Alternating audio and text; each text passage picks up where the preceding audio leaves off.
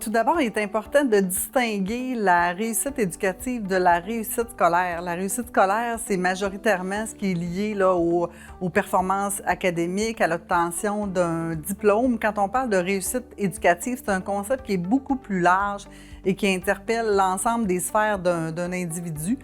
On pourrait dire que le concept de réussite éducative inclut le concept de réussite scolaire puis l'intégration des savoirs académiques, mais il prend en compte d'autres aspects de l'individu, des aspects plus sociaux et comportementaux.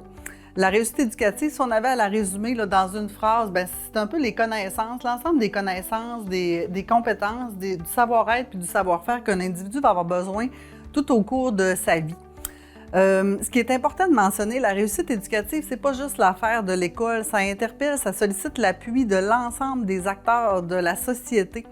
Elle nécessite qu'on soit en mesure de créer des environnements favorables pour que chaque personne développe son plein potentiel et rencontre ses objectifs personnels et professionnels et puisse participer pleinement au développement de la société. Donc, il faut fournir des occasions aux gens de développer à la fois de se développer sur le plan physique, intellectuel, affectif, social et moral. Fait qu'on voit qu'on va au-delà de toute la question de la réussite scolaire. Vous connaissez sans doute l'adage, ça prend tout un village pour élever un enfant. La réussite éducative, c'est un peu ça. Ça prend différents acteurs qui sont mobilisés pour créer autour des individus des facteurs de protection en soi.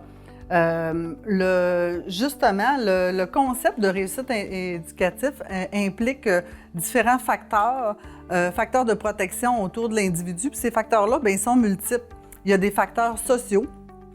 Il y a des facteurs sociaux, pour vous donner un exemple, un facteur de protection sociale, ça peut être l'entourage, le quartier dans lequel vit l'individu, la disponibilité des ressources du milieu. Il y a aussi des facteurs de protection qui sont personnels, c'est-à-dire les habitudes de vie d'un individu, des facteurs qui sont familiaux aussi, c'est-à-dire par exemple l'engagement et l'encadrement des parents dans le parcours scolaire de leurs enfants. Et il y a aussi des facteurs qui sont davantage scolaires, c'est-à-dire la relation maître-élève, le climat de la classe ou encore les services de soutien qui vont entourer les élèves. Fait qu'on voit que la réussite éducative, c'est multiple, c'est multifactoriel. Fait que ce qu'il faut comprendre, c'est que ces facteurs-là peuvent avoir un impact positif, mais aussi négatif. Ça peut devenir un facteur de risque.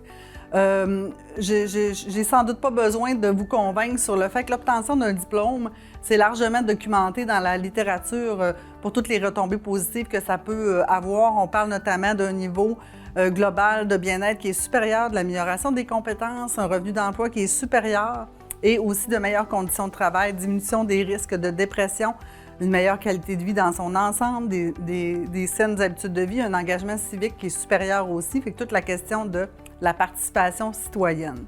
La réussite éducative, pourquoi c'est important pour notre secteur dans Maria-Chapdelaine? Plusieurs indicateurs nous permettent de croire qu'on doit agir encore plus sur cet enjeu-là, qu'on pense notamment au taux de diplomation de notre territoire, au niveau de littératie, ou encore à d'autres indices de dévitalisation qui nous permettent de croire qu'on a des facteurs de risque qui ont une influence sur l'enjeu de la réussite éducative. Alors, la réussite éducative, c'est au cœur du concept de santé durable. C'est pour ça qu'on vous invite à l'école d'été à vous inscrire sur ce thème-là pour qu'ensemble, on puisse former des citoyens et citoyennes responsables et épanouis.